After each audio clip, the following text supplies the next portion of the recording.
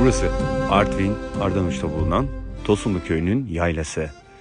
Artvin halkı o kadar misafirperver ki her gittiğimiz yerde evlerine davet ediyorlar, çay ikram ediyorlar ve hemen yayla evinde kalan Züleyha teyze bizi çaya davet etti.